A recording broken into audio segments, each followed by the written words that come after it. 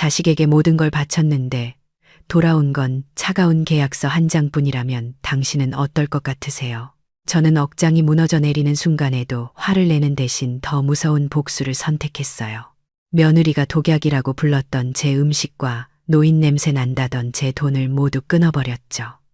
그리고 화려한 드레스를 입고 파리로 떠났어요. 아들 부부가 무너져 내리는 동안 전 인생에서 가장 눈부신 시간을 보냈는데 그 통쾌한 복수의 끝이 궁금하지 않으신가요? 제 이야기가 당신에게 작은 위로가 되길 바래요. 지금 구독하고 함께 지켜봐 주세요. 서울 종로구 평창동의 일요일 아침은 유난히 고요하고 햇살이 투명해서 마치 시간이 멈춘 것만 같은 기분이 들 때가 많아요. 북한산 자락이 병풍처럼 둘러싼 이 붉은 벽돌집 마당에서 저는 오늘도 습관처럼 장독대를 닦고 있었는데 30년 세월이 묻어나는 이 항아리들은 제가 미슐랭 스타를 받았던 한식당, 한옥을 운영할 때부터 제 분신이나 다름없는 보물들이거든요. 은퇴를 하고 주방에서 물러난 지도 꽤 지났지만 제 손끝에 박인 굳은 살은 여전히 그 치열했던 시간들을 기억하고 있어서 행주를 쥔 손놀림 하나에도 저도 모르게 날이 서곤 해요. 하지만 오늘만큼은 깐깐한 한미숙 셰프가 아니라 그저 자식들 오기만을 기다리는 평범한 엄마이고 싶어서 아들 준기가 제일 좋아하는 꽃게탕을 끓여놓고 대문 쪽만 하염없이 바라보고 있었어요. 평생 불 앞에서 사느라 거칠어진 제 손이 부끄럽기도 했지만 오늘따라 유난히 파란 하늘을 보니 왠지 좋은 일이 있을 것만 같은 설렘이 가슴 한구석을 간지럽히더라고요. 오후가 되어서야 익숙한 자동차 엔진 소리가 들리고 드디어 아들 부부가 도착했는데 현관문이 열리자마자 며느리 유리가 인상을 잔뜩 찌푸리며 손부채질을 해대는 바람에 반가운 마음이 한순간에 무색해지고 말았어요. 유리는 들어오자마자 이 집에서 또 청국장이나 된장을 끓였냐며 옷의 냄새가 배면 곤란하다는 듯 호들갑을 떨었고 저는 그저 구수한 찌개 냄새가 사람 사는 냄새라고 생각하며 살았는데 며느리에게는 그게 참기 힘든 악취였나 봐요. 머리부터 발끝까지 명품으로 휘감은 며느리는 인사도 하는 둥 마는 둥 집안 구석구석을 훑어보며 인스타그램에 올릴 사진을 찍느라 바빴고 제 아들 준기는 제 눈도 제대로 마주치지 못하고 쭈뼛거리는 꼴이 영락없이 죄지은 사람 같아서 마음이 짠하면서도 불안했어요. 제가 직접 말린 곶감과 따뜻한 대추차를 내갔는데 유리는 설탕 들어간 건 질색이라며 찻잔을 손끝으로 슬쩍 밀어내는 모습을 보니 제가 준비한 정성이 무시당한 것 같아 속이 상했지만 오랜만에 보는 얼굴들이라 꾹 참았어요. 차를 마시는 둥 마는 둥 하며 불편한 침묵이 흐르던 그때 유리가 갑자기 자신의 명품 가방에서 서류 봉투 하나를 꺼내 탁자 위에 올려놓았는데 그 안에서 나온 건 아주 정갈하게 타이핑된 A사 용지 한 장이었어요. 제목이 건강한 가족 관계를 위한 생활수칙이라고 적혀 있길래 처음에는 무슨 건강 검진 안내문이라도 가져왔나 싶었지만 내용을 읽어 내려가는 순간 제 눈을 의심하지 않을 수 없었어요. 유리는 아주 당당하고 또렷한 목소리로 자신들은 현대적인 부부라서 서로의 프라이버시와 워라밸이 무엇보다 중요하다며 매달 시댁에 찾아오고 매주 안부 전화를 드리는 게 솔직히 자신들의 창작 활동과 업무에 너무나 큰 스트레스가 된다고 말하더라고요. 옆에 있던 아들 녀석이라도 말려주길 바랐지만 준기는 기어들어가는 목소리로 엄마 요즘 다들 이렇게 산다며 이게 서로 안 피곤하고 좋은 거라고 며느리 거들기에 바빴으니 이제 억장이 무너지는 건 당연지사였죠. 그 하얀 종이 위에 적힌 내용은 정말이지 기가 막혀서 헛웃음조차 나오지 않았는데 첫 번째 조항이 방문은 추석과 설날 당일 1년에 딱 2번으로 제한한다는 것이었고 두 번째는 그 외의 날에는 불필요한 전화나 영상통화를 금지한다는 것이었어요. 심지어 손주를 언제 낳느냐는 식의 사생활 침해 발언도 하지 말라며 아주 구체적인 조항들까지 명시해 놓았는데 이걸 받아든 제 손이 부들부들 떨리는 걸 감추느라 탁자 아래로 주먹을 꽉 쥐어야만 했어요. 제가 평생 뜨거운 불 앞에서 칼질하고 요리해서 번 돈으로 그 비싼 강남 아파트를 사주었는데 돌아온 건 고작 방문 금지 명령서라니. 이게 과연 자식이 부모에게 할 짓인가 싶어 피가 거꾸로 솟는 기분이었죠. 하지만 저는 그 순간 화를 내거나 소리를 지르는 대신 차라리 얼음처럼 차가워지기로 마음먹었고, 제 자존심이 그들의 바닥난 인성 앞에서 무너지는 꼴을 보이고 싶지 않았거든요. 저는 끓어오르는 분노를 차갑게 가라앉히며 그 계약서를 뚫어지게 응시하다가 그래 너희 뜻이 정 그렇다면 존중해주마 라고 아주 낮고 건조한 목소리로 대답했어요. 제 반응이 의외였는지 아니면 예상보다 쉽게 허락을 받아내서 그랬는지 며느리 유리의 얼굴에 안도의 빛이 확 스쳐 지나가는 걸 보면서 저는 이 아이들이 정말 나를 가족으로 생각한 적이 있기는 한 건지 의심스러워졌어요.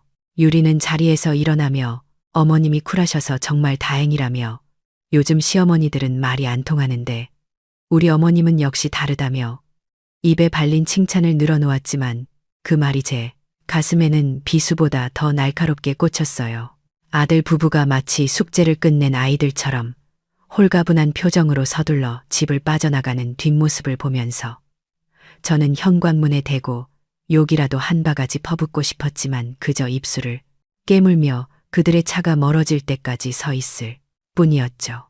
텅 빈 집안에 다시 정막이 찾아오고 거실에는 그들이 남기고 간 싸구려 향수 냄새와 그 저주스러운 종이 쪼가리만 덩그러니 남아 있었어요. 주방으로 돌아온 저는 아들 먹이려고 새벽부터 시장을 돌며 골랐던 싱싱한 꽃게로 끓인 탕을 물끄러미 바라보다가 차갑게 식어버린 그 국물을 미련 없이 싱크대에 쏟아버리기 시작했어요. 붉은 꽃게 껍질과 정성 들여낸 육수가 하수구로 빨려 들어가는 모습을 보면서 마치 제가 자식에게 쏟았던 그 모든 사랑과 헌신이 오물처럼 버려지는 것 같아 가슴이 미어지는 듯한 통증을 느꼈어요. 쿨하다는 말이 이렇게 잔인한 단어인 줄 예전에는 미처 몰랐는데 오늘 그들이 두고 간 건 단순한 계약서가 아니라 제 인생에 대한 모욕이자 어머니로서의 제 삶에 대한 사망선고나 다름없다는 생각이 들더라고요. 개수대를 타고 흘러내리는 국물을 보며 저는 결심했고 이제 더 이상 헌신만 하는 바보 같은 엄마로는 살지 않겠다고 다짐하며 떨리는 손으로 그 젖은 행주를 다시 꽉 쥐었어요. 추석 당일 새벽 4시 알람이 울리기도 전에 제 눈이 먼저 떠진 건 아마 수십 년간 주방에서 몸에 밴 습관 때문이기도 하겠지만 오늘은 그보다 더 깊은 곳에서 울려 퍼지는 어떤 기다림 때문이었을 거예요.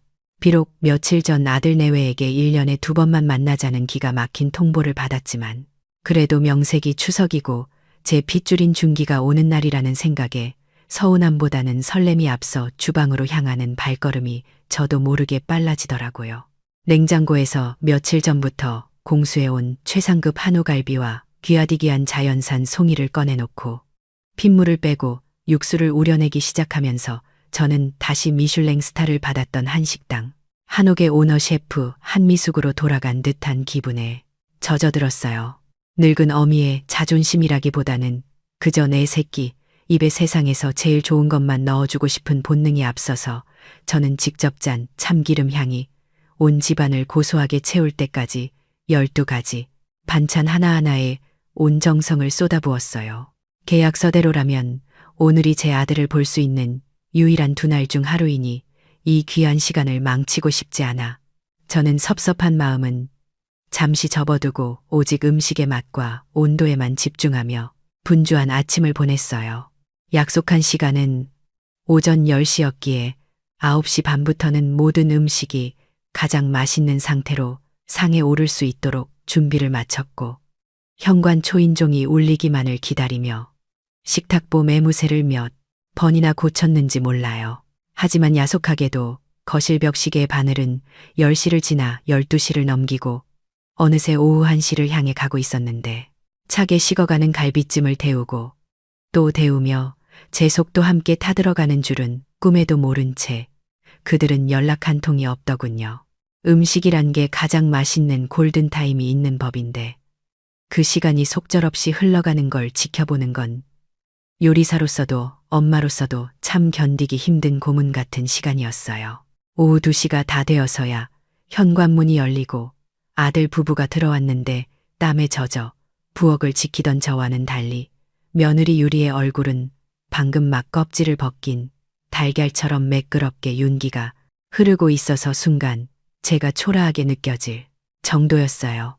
늦어서 죄송하다는 기색이라도 있을 줄 알았건만 유리는 너무나 태연하게 연유라 샵 예약이 밀리는 바람에 늦었다며 시댁에 오기 전에 에너지 리커버리 좀 하느라 어쩔 수 없었다고 말하는데 저는 그 에너지 리커버리라는 말이 무슨 뜻인지 한참을 곱씹어야 했어요. 시어머니를 만나러 오는 게 얼마나 큰 스트레스면 에너지를 회복하고 와야 한다는 건지 아니면 저를 만나는 일에 에너지를 쓰기 싫다는 건지 알 수 없었지만 그 뻔뻔한 당당함에 말문이 막혀 그저 멍하니 서 있을 수밖에 없었죠.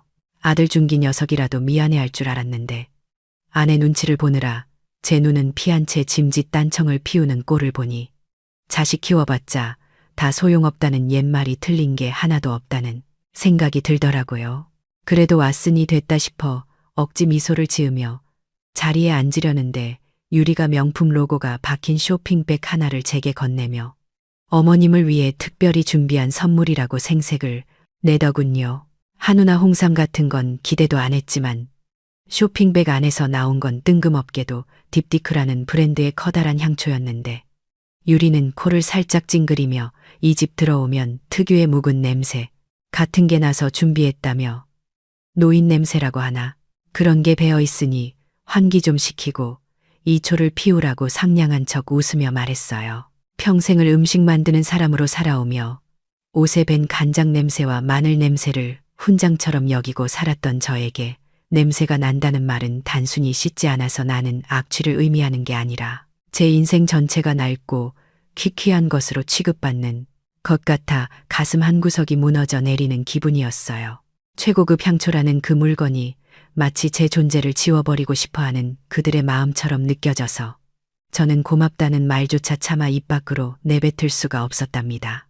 모욕감으로 떨리는 손을 감추며 저는 애써 차려놓은 12첩 반상 앞으로 그들을 이끌었는데 김이 모락모락 나는 갈비찜과 노릇하게 구워진 전들이 식탁을 가득 채우고 있었지만 며느리의 표정은 마치 벌레를 보는 듯 싸늘하게 굳어 있었어요. 젓가락을 들 생각조차 하지 않는 유리에게 밥이라도 먹자고 권하려던 찰나 유리는 자신의 가방에서 주섬주섬 플라스틱 용기를 꺼내더니 뚜껑을 열었는데 그 안에는 풀냄새가 진동하는 닭가슴살 샐러드가 담겨 있더라고요.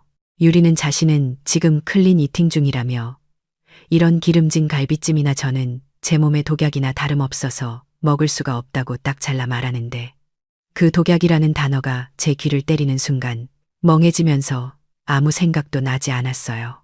내가 새벽부터 뼈를 고아 만든 이 음식이 내 아들이 어릴 때부터 엄마가 해준 게 제일 맛있다며 엄지를 치켜세우던 이 요리가 이제는 며느리의 몸을 망치는 독약 취급을 받는다는 사실에 기가 막혀서 헛웃음이 나올 지경이었죠.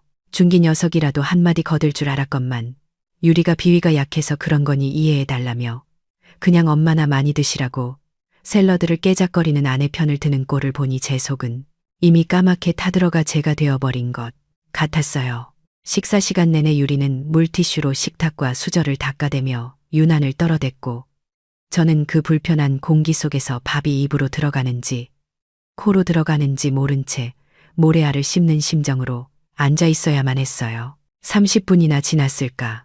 샐러드 용기를 비운 유리는 자리에서 일어나며 어머님 설거지는 도우미를 부르라며 자신은 손에 물이 묻으면 습진이 생겨서 못한다고 못을 박았는데 거기까지는 저도 참을 수 있었어요. 하지만 주방을 훑어보며 조명이 너무 어둡고 칙칙해서 들어오기만 해도 피부가 상하는 기분이라며 빨리 나가고 싶다는 투로 말하는 그 태도에는 정말이지 참을 수 없는 모멸감이 치밀어 올랐어요.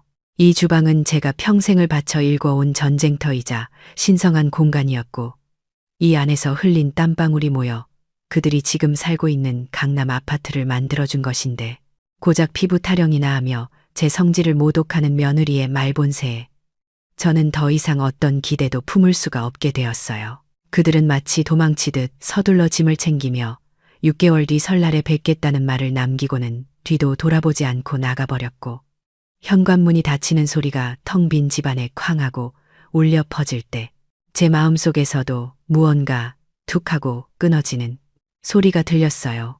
덩그러니 남겨진 12첩 반상과 식탁 위에 놓인 향초를 바라보며 저는 털썩 주저앉아 소리 없는 오열을 삼켜야 했지만 슬픔은 잠시뿐이었고 그 자리를 채운 건 차갑고 단단한 분노였어요. 독약이라고 했던가요? 노인 냄새가 난다고 했던가요? 그래, 너희들이 원하는 대로 그 냄새나는 노인이 만든 더러운 돈과 지원도 이제는 끊어주마 다짐하며 저는 싸늘하게 식어버린 갈비찜을 바라보며 이를 악물었어요. 덩그러니 남겨진 식탁 위에는 그들이 주고 간 모욕의 잔해인 딥디크 향초만이 생경한 향기를 내뿜으며 타오르고 있었는데 그 인위적인 꽃향기가 마치 제 집안에 배어있던 음식, 냄새뿐만 아니라 제 인생의 흔적까지 지워버리려는 것 같아 견딜 수가 없었어요. 저는 떨리는 손으로 아직 반도 타지 않은 그 비싼 초를 집어들어 거실 쓰레기통 깊숙한 곳에 처박아 버렸고 그제야 비로소 숨통이 트이는 것 같은 기분이 들더라고요. 며느리가 노인 냄새라고 칭했던 그 묵은 냄새는 사실 곰팡내가 아니라 평생 자식을 먹이고 입히기 위해 치열하게 살아온 제 땀방울의 증거였는데 그들은 그것을 악취로 규정하고 저를 부정했으니 이제 저도 그들의 어머니로서의 시간을 부정해야만 했어요. 밤이 깊도록 잠을 이루지 못하고 서재에 앉아 아들이 코 흘리게 시절 고사리 같은 손으로 썼던 엄마 사랑해요라는 편지와 빛바랜 사진들을 하나둘 꺼내보았는데 사진 속에서 환하게 웃고 있는 저 아이가 오늘 낮에 제게 독약, 운운하며 차갑게 등을 돌린 그 남자가 맞나 싶어 가슴이 미어지더군요. 하지만 슬픔은 잠시였고 사진들을 정리함에 담아 보이지 않는 곳으로 치워버리는 순간 제 안에서 뜨겁게 끓어오르던 분노가 차갑게 식으면서 아주 명료한 깨달음이 찾아왔어요. 제가 끓인 국이 독약이고 제 집에서 나는 냄새가 역겹다면 그 역겨운 노인이 뼈 빠지게 벌어다 준 돈으로 호의호식하는 것은 과연 정당한 일인지 묻지 않을 수가 없더라고요. 저는 제가 어머니라는 이름으로 감내했던 모든 희생과 무조건적인 지원이 결국은 고마움을 모르는 괴물을 키워냈음을 뼈저리게 인정해야만 했고 잘못된 사랑을 바로잡는 방법은 이제라도 그 사랑의 공급을 끊어버리는 것뿐이라는 결론에 도달했어요. 그들이 그토록 원하던 독립을 제가 직접 완성시켜주기로 마음먹으니 오히려 머릿속이 맑아지면서 내일 아침 당장 해야 할 일들의 목록이 머릿속에 질서정연하게 떠올랐어요. 다음 날 아침 9시가 되자마자 저는 평소보다 훨씬 단정한 차림으로 집을 나서 주거래 은행 VIP 라운지로 향했는데 담당 프라이빗 뱅커가 놀란 눈으로 저를 맞이하더군요. 저는 자리에 앉자마자 차 한 잔을 마실 여유도 없이 단도직입적으로 본론을 꺼냈는데 가장 먼저 처리한 것은 아들 강준기 명의로 발급해 주었던 한도 무제한의 블랙 등급 가족 카드를 즉시 해지하는 일이었어요. 은행 직원이 혹시 분실하신 거냐고 조심스럽게 물어왔을 때 저는 아주 담담한 목소리로 분실은 아니지만 도난당한 것이나 마찬가지라고 대답하며 당장 사용정지 처리를 해달라고 요청했죠. 그리고 매달 25일이면 어김없이 아들의 통장으로 자동 이체되던 생활비 300만 원과 며느리가 관리비 비싸다고 징징거려 제가 대신 납부해주던 강남 아파트의 관리비 자동 납부까지 모조리 중단시켰어요. 은행 업무를 마치고 나서는 곧바로 담당 변호사를 호출하여 유언장 수정에 관한 상담을 시작했는데 변호사는 갑작스러운 심경 변화에 당황한 기색이 역력했지만 저는 그 어느 때보다 이성적이고 비즈니스적인 태도로 제 자산의 향방을 다시 설계하기 시작했어요. 이건 단순한 감정적 복수나 홧김에 하는 경제 제재가 아니라 성인인 자녀들이 그토록 부르짖던 사생활과 자립을 존중해주기 위한 부모로서의 마지막 배려라고 스스로를 납득시켰거든요. 그들이 제 간섭을 받기 싫어하니 저 또한 제 돈이 그들의 간섭을 받지 않도록 조치하는 것이 공평한 처사라고 생각하며 서류 하나하나에 도장을 찍을 때마다 가슴 한구석에 얹혀있던 체증이 내려가는 듯한 해방감을 느꼈어요. 수십 년간 제 발목을 잡고 있던 모성애라는 무거운 족쇄가 툭 하고 끊어져 나가는 소리가 들리는 듯했고, 저는 은행문을 나서며 비로소 제 인생의 주인으로 다시 태어난 듯한 기분을 만끽하며 가을 하늘을 올려다보았어요.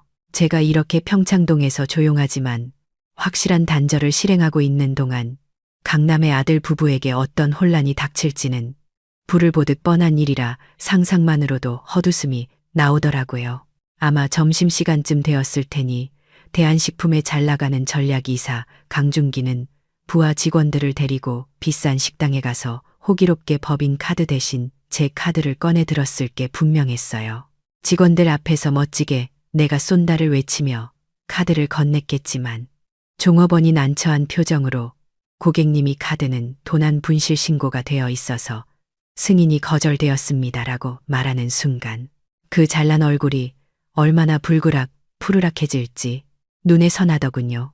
지갑 속에 있는 거라곤 제가 준 그 카드 한 장뿐일 텐데 현금도 없이 직원들 앞에서 망신을 당하고 허둥지둥 다른 카드를 찾거나 급하게 계좌 이체를 하느라 진땀을 빼는 아들의 이름한 모습을 생각하니 묘한 통쾌함마저 느껴졌어요.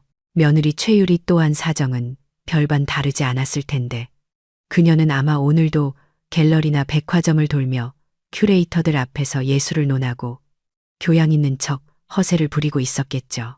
마음에 드는 그림이나 명품을 발견하고는 습관처럼 일시불이요라고 외치며 카드를 내밀었겠지만 돌아오는 건 한도 초과나 거래 정지라는 차가운 문자 메시지뿐이었을 거예요. 콧대 높은 큐레이터들이 수근거리는 소리가 들리는 듯하고 우아한 척하던 유리의 얼굴이 당혹감과 수치심으로 일그러지는 광경은 제가 굳이 보지 않아도 그려지는 한편이 블랙 코미디였어요. 평소에는 제 전화라면 질색을 하고 피하던 아이들이었지만 자금줄이 끊기자마자 약속이라도 한 듯 제 휴대폰이 요란하게 울리기 시작했는데 발신자 표시에 뜬 아들과 며느리라는 글자를 보니 참으로 간사한 것이 사람 마음이라는 생각이 들어 씁쓸하기 짝이 없었답니다. 오후 내내 제 휴대폰은 쉴 새 없이 진동하며 책상 위를 굴러다녔지만 저는 그 어떤 전화도 받지 않고 그저 화면에 찍히는 부재중 전화 숫자가 늘어가는 것을 무심하게 지켜보았어요. 아들은 다급하게 엄마를 찾으며 무슨 착오가 있는 것 같다고 소리치고 싶었을 것이고 며느리는 어머님 카드가 안 긁혀요라며 징징대고 싶었겠지만 저는 더 이상 그들의 불평을 들어주는 감정 쓰레기통도 아니고 무한정 돈을 뿜어내는 현금 인출기도 아니었으니까요. 해가 뉘엿뉘엿 지고 저녁놀이 평창동 언덕을 붉게 물들일 때쯤 저는 휴대폰을 집어들어 마지막으로 그들에게 짧은 문자 메시지 하나를 작성하기 시작했어요. 그들이 제게 들이밀었던 계약서의 조항들과 그들이 입버릇처럼 말하던 논리를 그대로 인용하여 아주 정중하고도 사무적인 문투로 작별을 고했죠. 너희가 원한 대로 너희의 소중한 사생활과 워라밸을 완벽하게 존중해 주기로 했단다. 우리가 약속한 다음 만남은 설날이니 그때까지는 서로 불필요한 연락은 하지 말자꾸나. 카드와 생활비는 너희가 말한 그 독립적인 삶을 응원하는 차원에서 정리했으니 스스로 잘 해결하리라 믿는다. 그전에는 나를 찾지 마라. 나도 이제 내 잃어버린 인생을 찾으러 가야겠구나. 전송 버튼을 누르는 손끝에서 짜릿한 전율이 느껴졌고 전송 완료라는 문구가 뜨자마자 저는 휴대폰을 방해 금지 모드로 설정한 뒤 서재의 가장 깊은 서랍 속에 넣어버렸어요. 이제 이 집에는 벨소리 대신 제가 좋아하는 클래식 음악이 흐를 것이고 자식 걱정 대신 저 자신을 위한 계획들이 채워질 것이라는 생각에 가슴이 벅차올랐어요. 텅 빈 거실에 홀로 앉아 와인 한 잔을 따르며 저는 비로소 진정한 의미의 건배를 제 자신에게 제의했고 창밖으로 보이는 서울의 야경이 오늘따라 유난히 아름답게 반짝이는 것을 보며 우아한 단절이 주는 자유를 만끽했답니다. 칙칙한 회색 앞치마를 벗어던지고 과감하게 선택한 붉은색 드레스는 거울 속에 비친 저조차도 낯설게 느껴질 만큼 강렬한 에너지를 뿜어내고 있었어요. 평생 불 앞에서 사느라 굽었던 등을 꼿꼿하게 펴고 강남의 고급 댄스 스튜디오 한가운데 서 있는 제 모습이 어색하기도 했지만 탱고 음악이 흐르기 시작하자 발끝에서부터 뜨거운 무언가가 차오르는 기분이 들더라고요. 수십 년간 주방 열기에 상했던 피부는 전문적인 관리를 통해 본래의 윤기를 되찾아가고 있었고, 거친 손마디는 우아한 손동작을 익히느라 바빴지만 그 과정 하나하나가 제 자신을 사랑해주는 시간처럼 느껴져서 더할 나위 없이 행복했어요. 저는 단순히 춤만 배우는 것에 그치지 않고 그동안 잊고 지냈던 제 안의 사업가적 기질과 섬세한 미각을 되살리기 위해 상류층 사교 모임인 와인 인베스트먼트 클럽에도 가입했는데, 그곳에서 만난 사람들은 저를 늙은 뒷방, 늙은이가 아닌 전직 미슐랭 셰프이자 품격 있는 파트너로 대우해 주었어요. 와인잔을 부딪히며 나누는 대화 속에서 저는 비로소 누군가의 어머니가 아닌 한미숙이라는 온전한 이름으로 숨을 쉬고 있다는 살아있는 감각을 되찾을 수 있었답니다.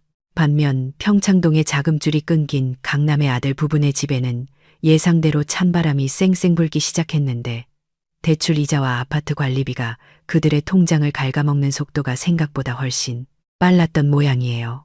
며느리 유리는 품위 유지를 위해 습관처럼 들락거리던 백화점 명품관 대신 이제는 사람이 북적이는 아울렛 매장을 기웃거리며 세일 상품을 뒤적이는 신세가 되었고, 그마저도 마음 놓고 사지 못해 들었다 놨다를 반복하느라 자존심에 큰 상처를 입고 있었겠죠. 제 아들 준기 녀석 또한 사정은 다르지 않아서 직원들에게 법인카드인 척 제 카드를 긁으며 호기를 부리던 시절은 온데간데 없고, 이제는 점심시간마다 눈치를 보며 회사 구내식당 구석자리에서 혼자 밥을 먹는 처량한 신세가 되었어요. 집에만 들어가면 서로 네가 엄마한테 전화 좀 해보라며 핀잔을 주고받고 돈 문제로 날카로워진 신경을 긁어대느라 하루도 조용할 날이 없었겠지만, 저는 그 소식을 전해 듣는 것만으로도 묘한 쾌감을 느끼며 와인잔을 기울였어요. 유리는 자존심 때문에 저에게 직접 연락은 못하고 인스타그램을 통해 몰래 제 근황을 염탐하고 있었는데, 제가 올리는 게시물 하나하나가 그녀에게는 충격 그 자체였을 거예요. 촌스럽다고, 무시하고 냄새난다고 코를 막았던 시어머니가 파리 샹젤리제 거리의 노천 카페에서 선글라스를 끼고 젊은 외국인 친구들과 어울려 와인을 마시는 사진을 보며 그녀가 느꼈을 배신감과 질투심은 상상만 해도 짜릿하더라고요. 심지어 최고급 호텔에서 열린 파티에서 제가 붉은 드레스를 입고 멋진 파트너와 함께 탱고를 추는 영상을 올렸을 때는 해시태그로 욜로 마이라이프 파리를 달아주었는데, 그 게시물 아래 달린 댓글들이 유리의 속을 뒤집어 놓기에 충분했죠. 유리의 지인들이 어머 시어머니 너무 힙하다거나 너희 시어머니가 그 유명한 미슐랭 셰프셨냐며 멋지다는 찬사를 쏟아내자, 유리는 자신의 초라한 현실과 비교되는 제 화려한 일상의 불안감을 느끼며 밤잠을 설치고 있었을 게 뻔했어요. 제가 이렇게 파리의 낭만과 자유를 만끽하며 제 인생의 황금기를 다시 쓰고 있는 동안 한국에 있는 아들 준기의 회사 대한식품에서는 연말 최대 프로젝트인 글로벌 파트너십 갈라 준비로 사내 분위기가 긴박하게 돌아가고 있었어요. 특히 이번 행사에는 까다롭기로 소문난 롯데그룹 회장이 직접 참석한다는 소식이 전해지면서 임직원들은 초비상 사태에 돌입했는데, 이것이 저와 아들의 운명을 가를 결정적인 사건이 되리라고는 누구도 예상하지 못했을 거예요. 회장님은 과거 제 식당 한옥의 단골 손님이셨고, 제 손맛을 잊지 못해 이번 행사의 메인 요리로 제 갈비찜을 기대하고 있다는 소문이 돌기 시작하면서 아들 준기의 발등에는 불이 떨어졌지만, 저는 파리의 밤하늘을 바라보며 그저 이 평온한 시간을 즐길 뿐이었어요. 다가오는 폭풍의 그림자 따위는 까맣게 모른 채 저는 내일 예정된 와인 투어를 기대하며 잠자리에 들었고, 제 휴대폰은 여전히 방해금지 모드로 설정된 채 깊은 잠에 빠져 있었답니다.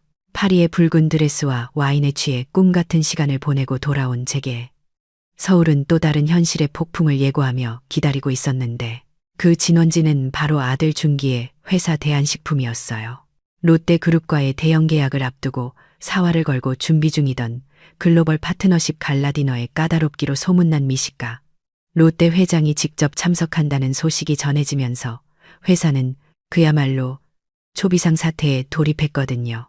그런데 이 거대한 프로젝트의 열쇠를 쥔 사람이 다름 아닌 저였다는 사실이 참으로 얄깨문 운명의 장난처럼 느껴졌는데, 롯데 회장은 과거 제 식당 한옥의 오랜 단골 손님이었고, 그분이 가장 그리워하는 맛이 바로 제 손끝에서 탄생한 궁중 갈비찜이었던 거예요.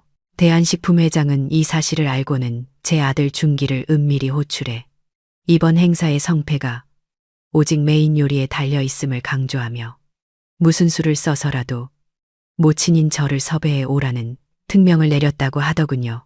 이번 일만 성사되면 준기는 부사장 승진이라는 탄탄대로를 걷게 되겠지만, 실패할 경우 그 책임을 감당해야 한다는 서늘한 경고와 함께 말이죠.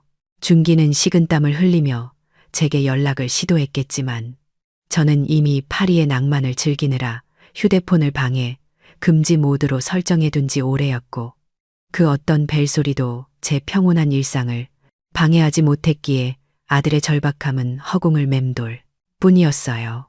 발등에 불이 떨어진 준기와 며느리 유리는 그야말로 패닉 상태에 빠져 하루에도 수십 통씩 전화를 걸어댔고, 제가 귀국하여 공항에 도착해 휴대폰을 켜는 그 순간까지도 그들의 애타는 신호음은 멈추지 않았더라고요. 마침내 제가 전화를 받자마자 수화기 너머로 들려오는 준기의 목소리는 거의 울부짖음에 가까웠는데, 엄마, 제발 살려달라며 이번 주말 회사 행사에서 갈비찜 한 번만 해주면 평생 은혜를 잊지 않겠다는 비굴한 애원이었어요. 옆에 있던 유리마저 전화를 가로채더니 어머님 제가 철이 없었다며 어머님 손맛이 얼마나 대단한지 이제야 알았으니 제발 도와달라고 가식적인 목소리로 사정하는데 그 뻔뻔함에 헛웃음이 나오더군요. 하지만 저는 그들의 비명에 가까운 절규를 들으면서도 놀라울 만큼 차분했고, 오히려 제 안에서 묘한 쾌감이 꿈틀거리는 것을 느꼈는데, 이제야말로 제가 그들에게 배웠던 그 논리를 완벽하게 되돌려줄 타이밍이라는 생각이 들었기 때문이에요. 저는 짐짓 당황한 척도 하지 않고 아주 침착하고 우아한 목소리로 준기의 요청을 단칼에 거절하며 이렇게 말했어요. 이번 주말이라니 참으로 안타깝구나. 우리가 작성한 계약서 1조 1항을 잊은 건 아니겠지. 우리는 1년에 딱 2번, 설날과 추석에만 만나기로 약속하지 않았니? 아직 설날이 되려면 멀었는데 벌써부터 약속을 어기려 들면 곤란하다. 제 말에 당황한 준기가 어버버거리며 말을 잇지 못하자 저는 매기를 박듯 며느리 유리를 향해 더 차가운 비수를 날렸죠. 그리고 유리야, 네가 지난 추석에 내게 했던 말을 나는 똑똑히 기억하고 있단다. 내 음식은 기름지고 건강에 해로운 독약이라고 했었지. 그런데 어떻게 감히 대한민국 재계의 거물인 회장님들께 독약을 대접하라고 하는 거니? 나는 그런 몰상식하고 위험한 짓은 절대 할 수 없다.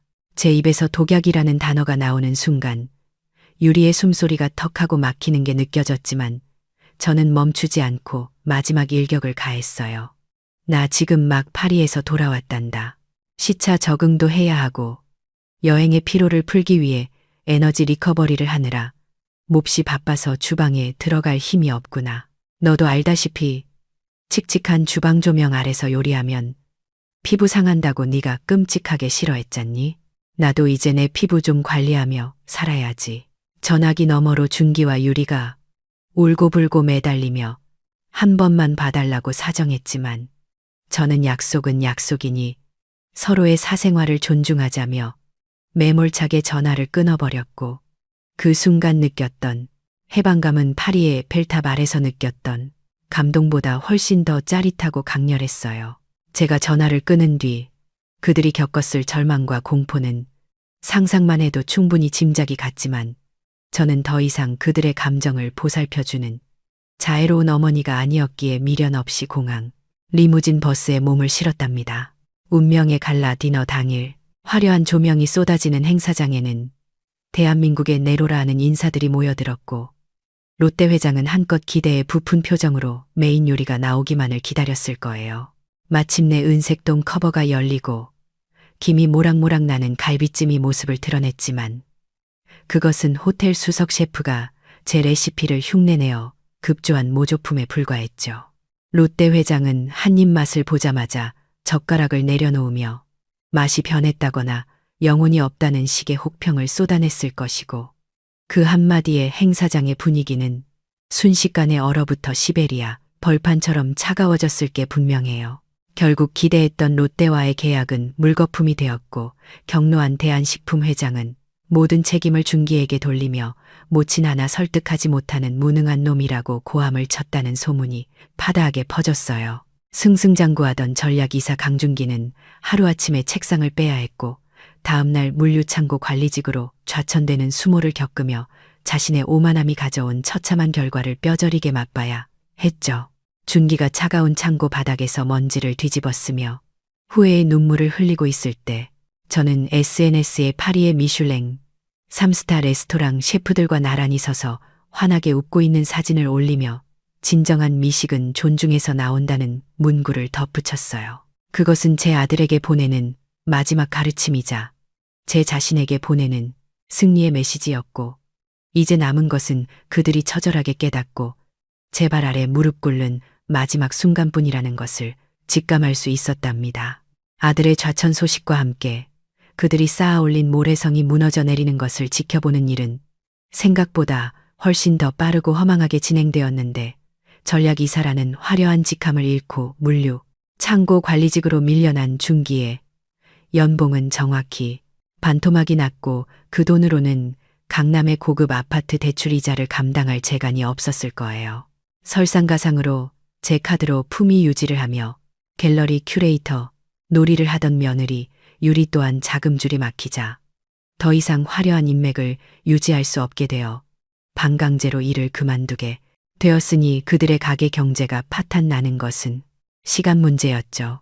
결국 그들은 자존심처럼 여기던 강남 아파트를 급매물로 내놓아 헐값에 넘기고는 경기도 외곽의 낡고 허름한 빌라로 이사를 가야만 했는데 그 과정에서 유리가 애지중지하던 명품 가방들이 중고장터의 헐값으로 팔려나갔다는 소식이 들려왔을 때 저는 묘한 씁쓸함과 함께 사필귀정이라는 단어를 떠올리지 않을 수 없었어요.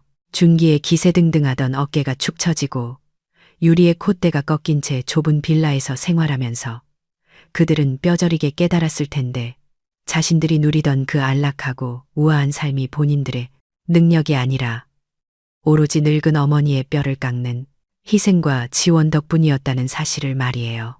그렇게 혹독한 겨울이 지나고 약속했던 설날 아침이 밝았는데 밤새 내린 눈이 평창동 언덕을 하얗게 덮어 세상이 고요하게 잠든 오전 7시쯤 제 집 대문의 인터폰이 조심스럽게 울리기 시작했어요.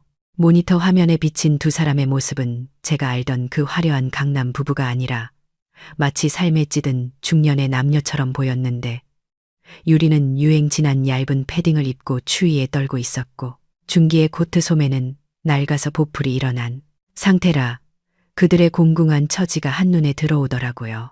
예전 같았으면 백화점 로고가 박힌 비싼 과일 바구니를 들고 왔겠지만 오늘 그들의 손에 들려있는 것은 동네 정육점에서 급하게 산 듯한 붉은 핏물이 배어나오는 검은 비닐봉지와 조잡한 고기 세트뿐이었어요. 저는 따뜻한 거실에서 커피를 마시며 그들이 대문 앞에서 서성이는 모습을 지켜보았는데 그들은 차가운 철대문 앞에서 무릎을 꿇더니 인터폰을 향해 어머니 잘못했습니다. 문 좀 열어주세요라며 울먹이기 시작했어요. 살을 내는 듯한 추위 속에서 입김을 호호 불어가며 일시간이 넘도록 무릎을 꿇고 기다리는 아들 내외의 모습을 보면서 마음이 약해질 법도 했지만 저는 그 순간을 견뎌내는 것 또한 그들에게 필요한 교육의 일부라고 생각하며 묵묵히 외출 준비를 마쳤어요. 마침내 굳게 닫혀있던 대문이 열리고 제가 모습을 드러냈을 때 아들 부부는 놀란 눈으로 저를 올려다보았는데 그들 앞에는 앞치마를 두른 늙은 엄마가 아니라 화사한 파스텔 톤의 골프웨어를 차려입고 골프백을 맨 세련된 중년 여성이 서 있었기 때문이죠. 제 얼굴은 지난 몇 달간의 관리와 마음의 평화 덕분에 예전보다 훨씬 젊고 활기차 보였고, 제 곁에는 와인클럽에서 만난 매너 좋은 중년 신사가 자신의 세단을 대기시킨 채 저를 기다리고 있었어요. 준기는 당황해서 엄마라는 말만 되풀이하며 밥 한 끼만 같이 먹자고 제발 용서해 달라며 제 바지가랑이를 잡으려 했고, 유리 또한 어머님, 제가 이제라도 갈비찜을 배우겠다며 다시는 토를 달지 않겠다고 눈물 콧물을 쏟으며 애원하더라고요. 하지만 저는 그들의 눈물에도 동요하지 않고 손목시계를 확인하며 아주 담담한 목소리로 말했는데, 어머 벌써 시간이 이렇게 됐네. 나 라운딩 예약이 있어서 지금 나가봐야 한다고 대꾸했어요. 그들은 제 반응에 절망적인 표정을 지었지만 저는 그들을 향해 더 이상 맹목적인 모성애가 담긴 눈빛이 아닌 단호한 어른의 눈빛을 보내며 마지막으로 준비한 말을 건넸어요. 딱 이 시간이다. 들어가서 너희들끼리 떡국 끓여 먹고 가거라. 나는 나갈 테니 그리고 명심해라. 가족의 정이라는 건 수도꼭지 같아서 한번 잠그고 오랫동안 방치해서 녹이 슬면 다시는 틀어지지 않는 법이란다. 너희가 그 수도꼭지를 잠근 거야. 제 말에 담긴 뜻을 이해한 준기와 유리는 바닥에 주저앉아 하염없이 눈물만 흘렸지만 저는 더 이상 그들을 일으켜 세우거나 위로하지 않고 뒤도 돌아보지 않은 채 신사의 차 조수석에 올라탔어요. 차가 부드럽게 출발하고 백미러 속으로 멍하니 남겨진 아들 부부의 모습과 굳게 닫히는 대문이 멀어지는 것을 바라보며 저는 가슴 한구석을 짓누르던 무거운 돌덩이가 완전히 사라지는 듯한 해방감을 느꼈어요. 눈 덮인 평창동 언덕길을 경쾌하게 내려가는 차 안에서 저는 좋아하는 라디오 음악을 흥얼거렸고, 이제야 비로소 누군가의 엄마가 아닌 저 자신의 인생을 향해 엑셀을 밟으며 나아가는 기분이 들어 창문을 열고 시원한 겨울 바람을 한껏 들이마셨답니다. 가족이라는 이유만으로 당연한 희생은 없어요. 한번 잠긴 수도꼭지가 녹이 슬면 다시 틀 수 없듯 사람의 마음도 존중받지 못하면 영영 다치기 마련이죠. 부모를 희생하는 존재가 아닌 자신만의 인생을 가진 한 사람으로 바라볼 때 비로소 진정한 가족의 의미가 다시 쓰이는 게 아닐까요?